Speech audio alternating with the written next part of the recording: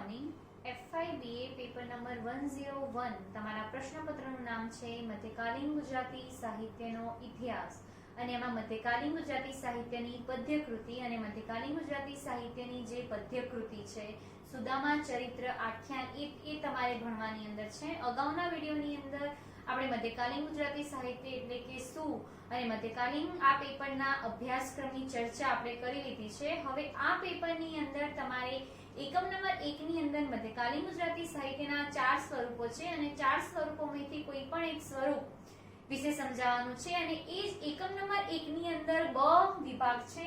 એ બ વિભાગનું નામ છે છંદ પરિચય. એટલે હવે આજે આપણે છંદ વિશે પરિચય મેળવીએ. ગુજરાતી ભાષાની અંદર તમારે અક્ષરમેળ અને માત્રામેળ છંદ. ગુજરાતી ભાષાની અંદર છંદના 3 પ્રકાર છે: અક્ષરમેળ, માત્રામેળ અને લયમેળ.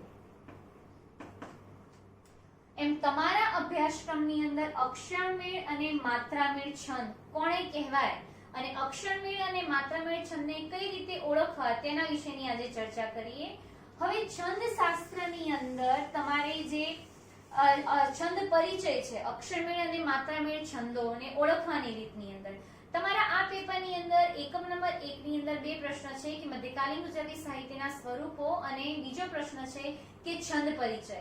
અને એવી છંદ પરિચયની અંદર અક્ષરમેળ અને માત્રામેળ એટલે કે તમારે પરીક્ષાની અંદર પ્રશ્ન નંબર 1 ની અંદર મધ્યકાલીન ગુજરાતી સાહિત્યના 5 સ્વરૂપો છે. 5 માંથી કોઈ પણ એક સ્વરૂપ લખવાનું અને એની અથવાની અંદર તમારે અક્ષરમેળ અને માત્રામેળ છંદો આપેલા હશે. તમારે કાં તો તમે 5 જનરેટ જે 5 સ્વરૂપો છે તેના વિશે લખો અને એના પછી તમે અક્ષરમેળ અને માત્રામેળ છંદની ચર્ચા કરો.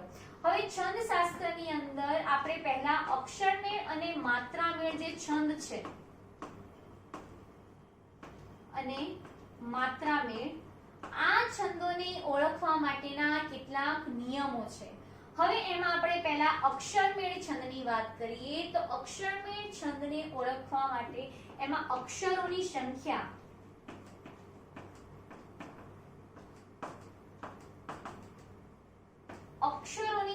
ગણવાની હોય છે અને એ અક્ષરો કેવા લઘુ છે કે ગુરુ છે એનું ગણ એનું બંધારણ કેવું છે એના માટેનો નિયમ છે. એમાંનું પહેલું છે લઘુ અક્ષર જેની નિશાની છે યુ. લઘુ અક્ષર એટલે કે જે હસ્વ પ્રકારના વર્ણો છે તે. હસ્વ વર્ણ લઘુ એટલે કે નાનું એને શું કહેવામાં આવે છે? લઘુ અક્ષર. હવે ગુજરાતી એટલે કે છંદ શાસ્ત્રની અંદર જે વર્ણોનું ઉચ્ચારણ એટલે કે જે વર્ણોનું ઉચ્ચારણ હસ્વ સ્વરૂપથી થતું હોય તેને લઘુ અક્ષર કહેવામાં આવે છે. ગુજરાતીમાં સ્વર અ, ઉ, ઈ અને ઋષિનો ઋ આ 4 હસ્વ સ્વરો છે.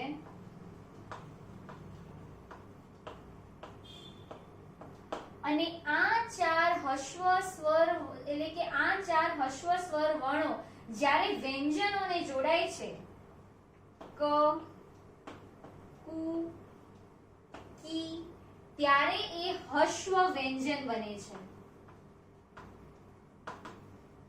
વ્યંજન બને છે. બરોબર. અક્ષરમેળ છંદોની અંદર અક્ષરોની સંખ્યા ઓળખવા માટે એમાં પહેલા લઘુ અક્ષર. લઘુ અક્ષર એટલે કે જે હસ્વ વર્ણ વાળા જે અક્ષરો અથવા તો જે વર્ણો હોય છે તેને લઘુ અક્ષર કહેવામાં આવે છે.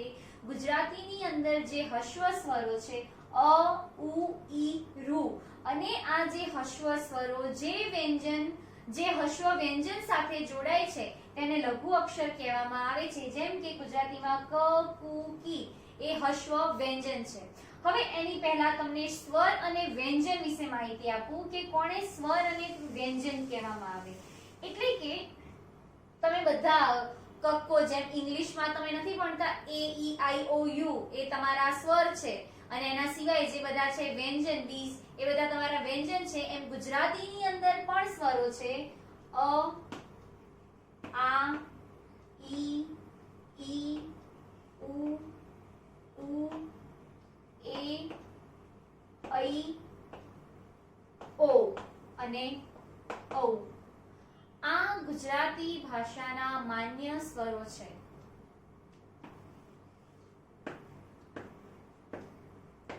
હવે સ્વર એટલે કે શું? તમે કોને સ્વર કહો?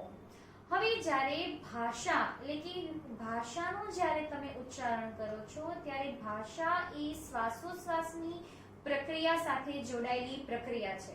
એટલે કે તમે જ્યારે શ્વાસોશ્વાસની પ્રક્રિયાની અંદર તમે જ્યારે શ્વાસ અંદર બહાર લો છો ત્યારે શ્વાસ બહાર નીકળતી વખતે મુખ વિવરની અંદર એ હવા એ શ્વાસ કશે અવરોધાય છે અને એ અવરોધાતા એ હવા ઘસાઈને પસાર થાય છે અને જે ધ્વનિ સંકેતોનું ઉચ્ચારણ કરવામાં આવે છે તેને ભાષાના સંકેતો કહેવામાં આવે છે. હવે ભાષાના ઉચ્ચારણની અંદર સૌથી મહત્વનું જો કોઈ અંગ હોય તો તે નાદતંત્રી છે. નાદતંત્રી એ કાર્ટિલેજ સ્નાયુઓની બનેલી હોય છે અને સ્વર પેટીની અંદર એટલે કે જે શ્વાસ નળી છે, શ્વાસ નળી એટલે કે વીટી જેવા આકારના જે વલયો ધરાવતી જે શ્વાસ નળી છે જેનાથી શ્વાસ અંદર બહાર થાય છે એની ઉપર સ્વર યંત્ર આવેલું છે અને એ સ્વર યંત્રની અંદર ત્રિકોણ આકારની રબરની પટ્ટી જેવી એક સ્નાયુ જે કાર્ટિલેજ સ્નાયુઓની એક ત્રિકોણ આકારની રબરની પટ્ટી બનેલી હોય છે અને જ્યારે શ્વાસોશ્વાસની પ્રક્રિયાની અંદર એ હવા ત્યાંથી ઘસાઈને પસાર થાય છે ત્યારે આ નાદતંત્રીઓ તંગ થઈ જાય છે એટલે કે સજ્જડ થઈ જાય છે અને જે હવા ઘસાઈને પસાર થાય એનાથી ભાષાના ધ્વનિ સંકેતોનું ઉચ્ચારણ થાય છે અને ભાષા ઉચ્ચારાય છે. અત્યારે પણ હું જ્યારે તમારી સાથે બોલું છું ત્યારે મારી નાદતંત્રીઓમાંથી હવા ઘસાઈને પસાર થાય છે અને જે સ્વર અને જે વ્યંજનોનું ઉચ્ચારણ થાય છે તે તમે સાંભળો છો. એટલે કે ઉચ્ચારણની અંદર નાદતંત્રીઓ સૌથી મહત્વની છે. હવે જ્યારે સ્વરના ઉચ્ચારણ વખતે નાદતંત્રીઓ ખુલ્લી રહે એટલે કે જ્યારે શ્વાસોશ્વાસની પ્રક્રિયામાંથી હવા બહાર નીકળે છે ત્યારે નાદતંત્રીને ઘર્ષણ અનુભવતી નથી અને હવા ઘસાય એટલે કે હવા વગર ઘર્ષણે એટલે કે સંપૂર્ણ રીતે અવરોધાયા વગર હવા પસાર થાય અને જે વર્ણનું ઉચ્ચારણ થાય છે તેને સ્વર વર્ણો કહેવામાં આવે છે. હવે ગુજરાતીની અંદર તમે અ, આ, ઈ, ઉ, એ, ઐ, ઔ, અમ ને અહ આ જે સ્વરો છે એ સ્વરોના ઉચ્ચારણ વખતે તમારું મોઢું ખુલ્લું જ રહે છે અને હવા એટલે કે અને જે નાદતંત્રીઓ પાસેથી જે હવા ઘસાયા વગર એટલે કે અવરોધાયા વગર ઘર્ષણ વગર પસાર થાય છે તેને સ્વર કહેવામાં આવે છે. અને વ્યંજન એટલે કે શું? એટલે કે વ્યંજન એટલે કે જે વર્ણોના ઉચ્ચારણ સાથે સ્વરનું જોડાણ થતું હોય તેને વ્યંજન કહેવામાં આવે છે. જેમ કે ક, ખ, ગ એ વ્યંજનો છે તો ક ના ઉચ્ચારણ સાથે અ નું સ્વર જોડાયું, કા ના ઉચ્ચારણ સાથે આ નું સ્વર જોડાયું, હસ્વ કી ના સ્વર સાથે હસ્વ ઈ નું જોડાણ થયું અને દીર્ઘ કી ની સાથે દીર્ઘ ઈ નું જોડાણ થયું. અહીંયા હસ્વ કુ, દીર્ઘ કુ, કે એ સ્વરનું જોડાણ, કઈ ઐ સ્વરનું જોડાણ, કો ઓ સ્વરનું જોડાણ અને કૌ ઔ સ્વરનું જોડાણ.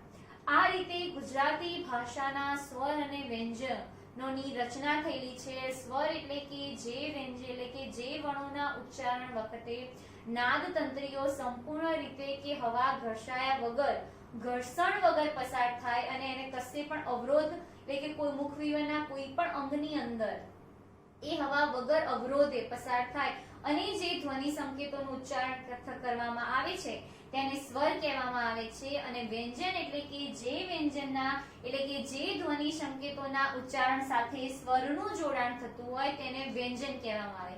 ગુજરાતીની અંદર ક, કા, કી એ બધા વ્યંજનો છે એની અંદર અ, આ, ઈ, ઉ, એ, ઐ, ઔ, અમ, હ એ બધા સ્વરોનું જોડાણ થયેલું છે. હવે આવા જે આવા સ્વર અને વ્યંજન ઉપરથી હવે તમારે લઘુ અક્ષર એટલે કે છંદ શાસ્ત્રની અંદર જે હસ્વ સ્વરૂપના જે સ્વર વર્ણો છે હસ્વ સ્વર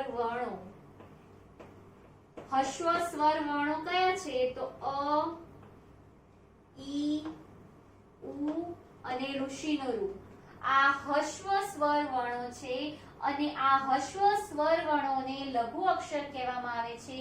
જ્યારે આ હસ્વ સ્વર વર્ણો વ્યંજન સાથે જોડાય છે એટલે કે ક, કી, કુ આ બધા લઘુ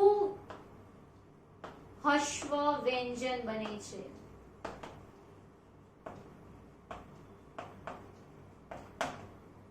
એટલે કે ક, કી અને કુ જે સ્વરો જે વ્યંજનની અંદર હસ્વ સ્વરોનું જોડાણ થયેલું હોય તેને હસ્વ એટલે કે તેને હસ્વ વ્યંજન એટલે કે હસ્વ એને લઘુ અક્ષર કહેવામાં આવે છે.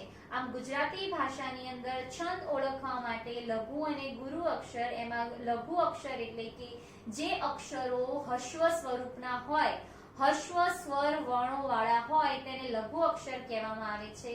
એમાં હસ્વ સ્વર વર્ણો એટલે કે અ, આ, ઈ, પણ સ્વર એટલે કે શું? એટલે કે સ્વર એટલે કે જે વર્ણોના ઉચ્ચારણ વખતે નાદ તંત્રીઓમાંથી પસાર થતી હવા કશે પણ અવરોધાયા કે ઘર્ષણ વગર જે હવા પસાર થાય છે અને એને સ્પર્શીને જે ધ્વનિ સંકેતોનું ઉચ્ચારણ થાય છે તેને સ્વર કહેવામાં આવે છે.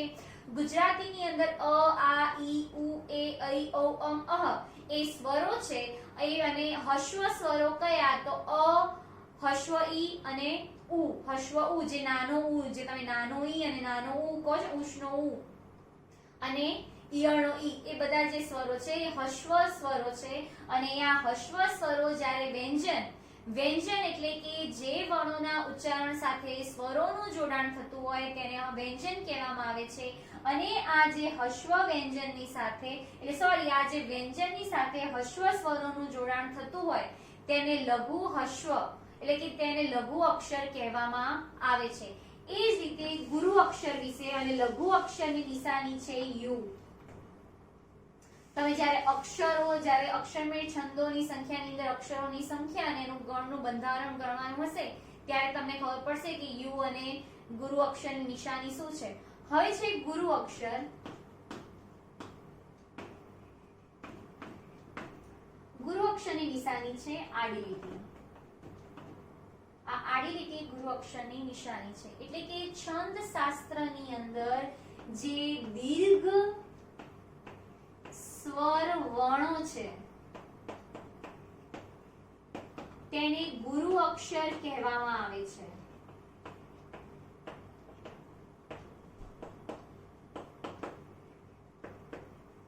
હવે દીર્ઘ સ્વર વર્ણો એટલે કે કયા? આ, ઈ મોટો ઈ એટલે કે દીર્ઘ ઈ, દીર્ઘ ઉ, એ, ઐ, ઓ અને ઔ આ બધા દીર્ઘ સ્વરો છે.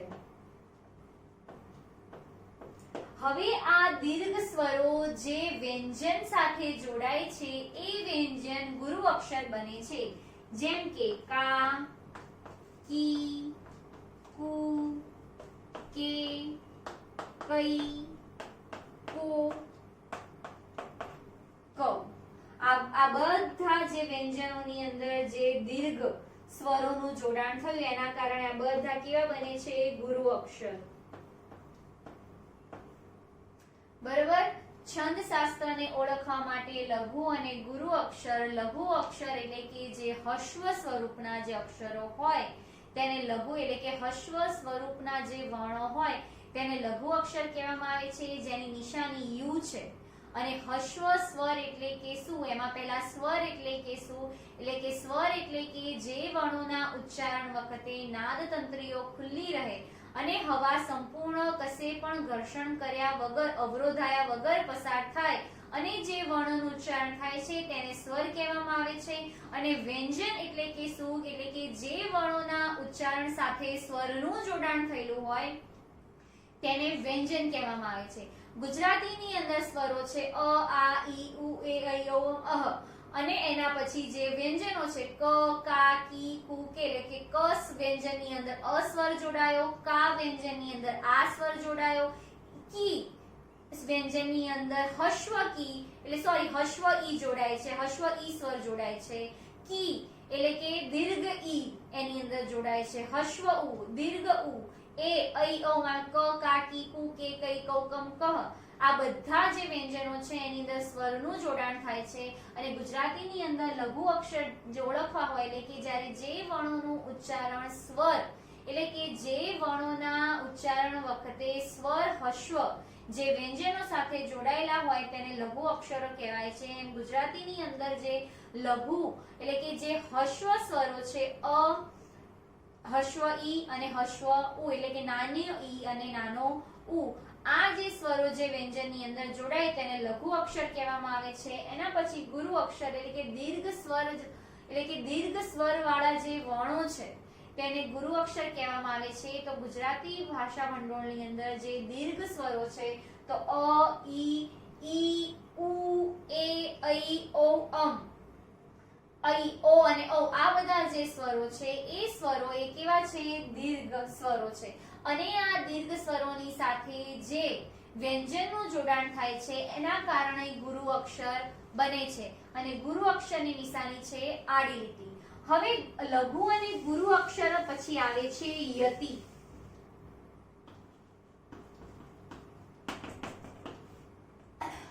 યતિ એટલે કે જ્યારે છંદ શાસ્ત્રની છંદ પંક્તિની અંદર જ્યારે અમુક લીટીએ એ કવિ એ સર્જક પોતે ઊભો રહે છે તમને અટકાવે છે એને યતિ કહેવામાં આવે જેમ કે ઊંચા નીચા આમ એટલે કે કોઈ એવી છંદની પંક્તિ કે જે છંદની પંક્તિના ઉચ્ચારણ વખતે તેને તમને અટકાવવામાં આવે એ અટકાવવાની જે રીત છે તેને યતિ કહેવામાં આવે છે આમ છંદ શાસ્ત્રની અંદર લઘુ અને ગુરુ અક્ષરોની આપણે માહિતી લીધી યતિની માહિતી લીધી હવે છે આનુનાસિક ધ્વનિઓ એટલે કે આનુનાસિક અક્ષરો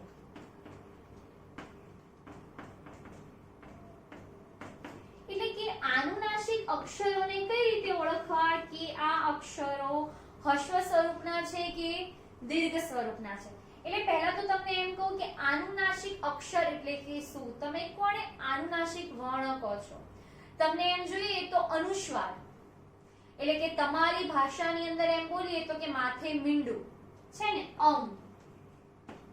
અને અહ આપણે માથે મીંડું બોલીએ છીએ પણ માથે મીંડું એ તમારી જે લોક બોલીની જે ભાષા છે ને એ છે પણ સાહિત્યની ભાષાની અંદર એને અનુસ્વાર કહેવામાં આવે છે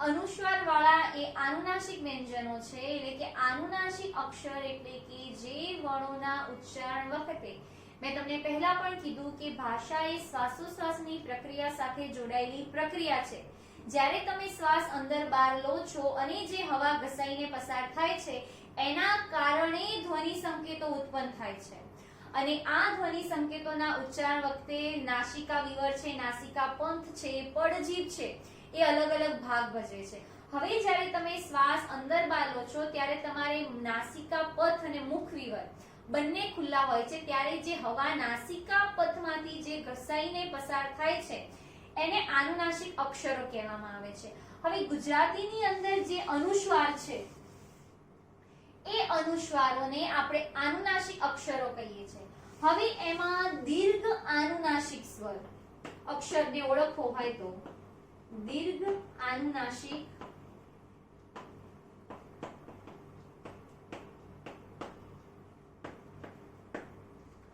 હવે દીર્ઘ આનુનાસિક અક્ષરને ઓળખવો હોય તો ધારો કે પંકજ બરાબર પંકજ ગંગા આ બધા એટલે કે જે વ્યંજન આની અંદર કયો સ્વર જોડાયો છે ને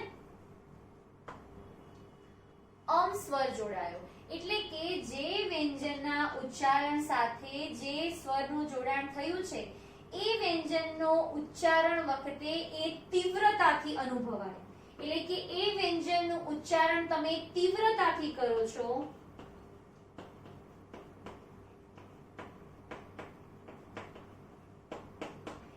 તેને દીર્ઘ આનુનાસિક અક્ષર કહેવામાં આવે છે ધારો કે પંકજ ગંગા આ બધા જ્યારે આ બધા વર્ણોનું ઉચ્ચારણ કરો છો ત્યારે તમે તીવ્રતાથી કરો છો, માટે એ કેવો છે? દીર્ઘ અક્ષર. એ જ રીતે લઘુ અક્ષરને તમારે ઓળખવો હોય એટલે કે જે વ્યંજનનું ઉચ્ચારણ મૃદુતાથી એટલે કે ધીમેથી ઉચ્ચારાતો હોય, મૃદુતાથી એટલે કે ધીમેથી ઉચ્ચારાતો હોય, અને જેનું એટલે કે જે વ્યંજનના ઉચ્ચારણ ધીમેથી એટલે કે મૃદુતાથી જેને ઉચ્ચારાતું હોય તેને હસ્વ એટલે કે લઘુ અક્ષર કહે છે, એટલે કે લઘુ આનુનાસિક અક્ષર કહે છે. જેમ કે કહ્યું,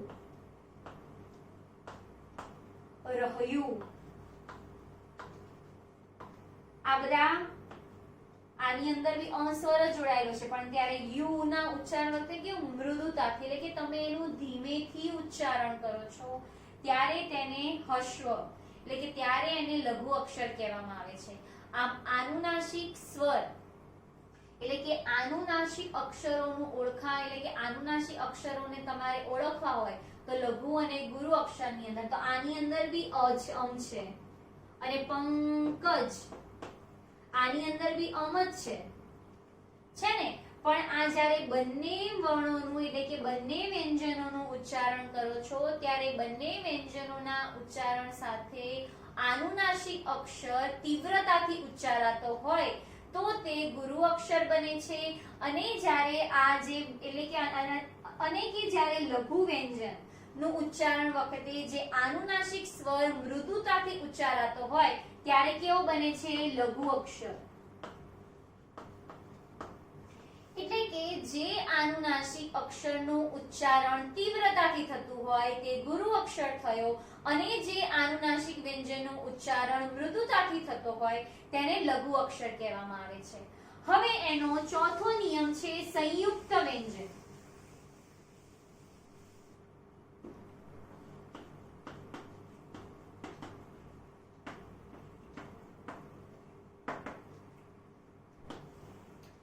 સંયુક્ત વ્યંજન એટલે કે જે વ્યંજનો જોડાયેલા હોય તેવા વ્યંજન. પણ સંયુક્ત વ્યંજનની અંદર નિયમ છે કે જે સંયુક્ત વ્યંજન જોડાયેલો હોય અને એ વ્યંજનની અંદર આવેલો કોઈ અક્ષર લઘુ હોય તો તે અક્ષર ગુરુ બને છે. એવો સંયુક્ત વ્યંજનનો છંદશાસ્ત્રની અંદર નિયમ છે. હું ફરીથી બોલું છું કે જે વ્યંજનનો ઉચ્ચારણ વખતે સંયુક્ત વ્યંજન જોડાયેલું હોય અને એ સંયુક્ત વ્યંજનની આગળનો અક્ષર જો એ લઘુ હોય તો એ અક્ષર ગુરુ બને છે. પણ જો એ સંયુક્ત વ્યંજનની આગળ આપેલો અક્ષર ગુરુ હોય તો એ ગુરુનો ગુરુ જ રહે છે, લઘુ રહેતો નથી.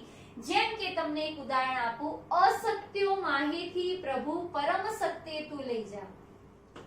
અસત્યો માહેથી પ્રભુ પરમ સત્ય તું લઈ જા. બરાબર. હવે આ પંક્તિની અંદર આ સંયુક્ત વ્યંજન છે બેન. છત્યો સંયુક્ત વ્યંજન એટલે કે જે વ્યંજન જોડાયેલા હોય તેને સંયુક્ત વ્યંજન કહેવામાં આવે છે. પણ છંદશાસ્ત્રની અંદર સંયુક્ત વ્યંજનનો નિયમ એ છે કે જે સંયુક્ત વ્યંજનની આગળનો અક્ષર લઘુ હોય તો એ અક્ષર ગુરુ બને છે. ધારો કે અસત્યો, બરાબર, આ અક્ષર તમે પહેલા ચલો ને આપણે આ જ અક્ષર લઈએ, અસત્યો. બીજા બધા અક્ષરો આપણે જોવા નથી, બરાબર, એટલે કે તમને પણ ખબર પડે. અસત્યો. હવે આ જે અક્ષરોને તમારે લઘુ ગુરુ કરવા હોય તો તમે કઈ રીતે કરશો? તો અ તો લઘુ છે કેમ કે એ હસ્વ સ્વરૂપનું છે. હવે સ એ કેવો છે? લઘુ અક્ષર છે. પણ એની પાછળ કયો વ્યંજન આપેલો છે? સંયુક્ત વ્યંજન આપેલો છે. સંયુક્ત વ્યંજન એટલે કે જે વ્યંજન જોડાયેલો હોય તેને સંયુક્ત વ્યંજન કહેવામાં આવે. અને સંયુક્ત વ્યંજનનો નિયમ એ છે કે જે સંયુક્ત વ્યંજનની આગળ આવેલો લઘુ અક્ષર જો લઘુ હોય તો એ અક્ષર કેવો બને છે? ગુરુ બને છે. ખાસ નિયમ આ યાદ રાખજો, સંયુક્ત વ્યંજનનો નિયમ, કે જે વ્યંજનની અંદર સંયુક્ત વ્યંજન આપેલું હોય પણ એ સંયુક્ત વ્યંજનની આગળ લઘુ અક્ષર આવતો હોય તો તે અક્ષર કેવો બને છે? ગુરુ બને છે. પણ જો કોઈ સંયુક્ત વ્યંજનની અક્ષરની આગળ ગુરુ અક્ષર આવેલો હોય તો ગુરુ અક્ષર આવેલો હોય તો તે ગુરુનો ગુરુ જ રહે છે, લઘુ બનતો નથી. ફક્ત જે સંયુક્ત વ્યંજનની આગળ જે લઘુ અક્ષર આવેલો હોય છે એ જ ગુરુ બને છે. ગુરુ હોય તો એને લઘુ કરવાની જરૂર નથી. આમ છંદ એટલે કે શું? એટલે કે છંદના 3 નિયમ છે. છંદના 3 પ્રકાર છે: અક્ષરમેળ, માત્રામેળ અને લયમેળ. એમાં તમારા અભ્યાસક્રમની અંદર અક્ષરમેળ અને માત્રામેળ છંદો છે. એમાં પહેલા આપણે અક્ષરમેળ છંદોની ગણતરી, એમાં અક્ષરોની સંખ્યા કઈ રીતે ઓળખવી તેના વિશેની માહિતી કરી. એમાં આપણે લઘુ, ગુરુ અને યતિ, આનુનાસિક અક્ષર અને સંયુક્ત વ્યંજન. લઘુ અને ગુરુ અક્ષર એટલે કે જે અક્ષરો હસ્વ સ્વરૂપના કે હસ્વ સ્વર વર્ણો વાળા હોય તેને લઘુ અક્ષર કહેવામાં આવે છે, જેની નિશાની છે યુ. અને ગુરુ અક્ષર એટલે કે જે સ્વર વર્ણો દીર્ઘ સ્વરૂપના હોય તેને કેવા અક્ષરો કહેવામાં આવે છે? ગુરુ અક્ષર કહેવામાં આવે છે. એમાં પછી આપણે સ્વર અને વ્યંજનની ચર્ચા કરી કે ભાઈ સ્વર વર્ણો એટલે એમાં સ્વર એટલે કે શું? તો સ્વર એટલે કે જે વ્યંજનના એટલે કે જે વર્ણોના ઉચ્ચારણ વખતે નાદ તંત્રીઓમાંથી પસાર થતી હવા કશે અવરોધાતી નથી અને જે ધ્વનિ સંકેતનું ઉચ્ચારણ થાય છે તેને સ્વર કહેવામાં આવે છે. અને વ્યંજન એટલે કે જે વર્ણોના ઉચ્ચારણ સાથે સ્વરોનું જોડાણ થતું હોય તેને વ્યંજન કહેવામાં આવે છે. ગુજરાતી ભાષાની અંદર અ, આ, ઈ, ઉ, એ, ઐ, ઓ, અમ, અહ એ બધા શું છે? સ્વરો છે. અને જ્યારે વ્યંજન અને ક, કા, કી, કુ, કે બધા શું છે? વ્યંજન. ત્યારે વ્યંજનના ઉચ્ચારણ સાથે સ્વરનું જોડાણ થાય છે. હવે આ વ્યંજનો દીર્ઘ સ્વર જોડાયેલા છે કે હસ્વ સ્વર જોડાયેલા છે તે આપણે જોવાનું છે. તો હસ્વ સ્વરની અંદર અ, ઈ અને ઉ આ બધા કેવા છે? હસ્વ સ્વરો છે. આ હસ્વ સ્વરો જે વ્યંજન સાથે જોડાય છે એ લઘુ અક્ષર બને છે. એમાં આ, ઈ, એ, ઐ, ઔ આ બધા કયા છે? એ દીર્ઘ સ્વરો છે. ત્યારે જ્યારે આ દીર્ઘ સ્વરો જે વ્યંજન સાથે જોડાય છે ત્યારે કેવા અક્ષરો બને છે? ગુરુ અક્ષર બને છે. એના પછી આપણે યતિ એટલે કે છંદશાસ્ત્રની પંક્તિની અંદર કવિ અમુક લીટી અટકે એને યતિ કહેવામાં આવે છે. એની પછી આપણે આનુનાસિક અક્ષર કે આનુનાસિક અક્ષરને કઈ રીતે ઓળખવા તેના વિશેની ચર્ચા કરી. તો આનુનાસિક અક્ષરને ઓળખવા હોય એટલે કે જે વ્યંજન એટલે કે આનુનાસિક એટલે કે અનુસ્વાર, તમે જેને માથે મીંડું કહો છો તે અમ અને અહ એ શું છે? અનુસ્વાર. હવે એ જ્યારે આનુનાસિક અક્ષરોનું ઉચ્ચારણ તીવ્રતાથી થતું હોય એટલે કે એ અ એ બે લઘુ અને ગુરુ બંનેની અંદર છે પણ એ આનુનાસિક સ્વર તીવ્રતાથી ઉચ્ચારણ થતું હોય તો એ ગુરુ અક્ષર બને છે. જેમ કે પંકજ, તો પંકજની અંદર અમ જે અનુસ્વાર છે એ તીવ્રતાથી એનું ઉચ્ચારણ થાય છે માટે કેવો અક્ષર બને છે? ગુરુ અક્ષર બને છે. અને જ્યારે કે જે આનુનાસિક અક્ષરનું ઉચ્ચારણ મૃદુતાથી થતું હોય અને એ કેવો અક્ષર બને છે? લઘુ અક્ષર બને છે એટલે કે હસ્વ સ્વરૂપનો અક્ષર બને છે. એમ ગુજરાતીની અંદર કહ્યું, રહ્યું, ગળ્યું એની અંદર બી આનુનાસિક અક્ષર જોડાયેલો છે પણ ત્યારે એના ઉચ્ચારણ વખતે કેવું? મૃદુતાથી, માટે કેવો અક્ષર બને છે? લઘુ અક્ષર બને છે. એના પછી આપણે સંયુક્ત અક્ષરની વાત કરી કે સંયુક્ત અક્ષર આપેલો હોય, સંયુક્ત વ્યંજન આપેલો હોય તો તેના માટે અલગ નિયમ છે. સંયુક્ત વ્યંજન એટલે કે જે વ્યંજન જોડાયેલા હોય તેને સંયુક્ત વ્યંજન કહેવામાં આવે છે. અને ગુજરાતી છંદશાસ્ત્રની અંદર સંયુક્ત વ્યંજનની આગળ આવેલો અક્ષર જો લઘુ હોય તો તે ગુરુ બને છે. એ છંદશાસ્ત્રનો સંયુક્ત વ્યંજન માટેનો નિયમ છે. એના માટે પેલું અસત્યો માહિતી પ્રભુ પરમ સત્ય તું લઈ જા, અસત્યો એમાં ત્યો એ સંયુક્ત વ્યંજન છે. એની આગળ જે સ વ્યંજન આવેલો છે એ લઘુ છે પણ સંયુક્ત વ્યંજનના નિયમના કારણે. અને સંયુક્ત વ્યંજનનો નિયમ શું છે કે સંયુક્ત વ્યંજનની આગળ આવેલો જે અક્ષર લઘુ હોય એ લઘુ અક્ષર કેવો બને છે? ગુરુ. પણ જો એ ગુરુ આપેલો હોય તો ગુરુનો ગુરુ જ રહે છે. આમ છંદ શાસ્ત્રની અંદર અક્ષરમેળ અને માત્રામેળ એની અંદર અક્ષરમેળ છંદોને ઓળખવા માટેની રીતની અંદર લઘુ, ગુરુ, આનુનાસિક સ્વરો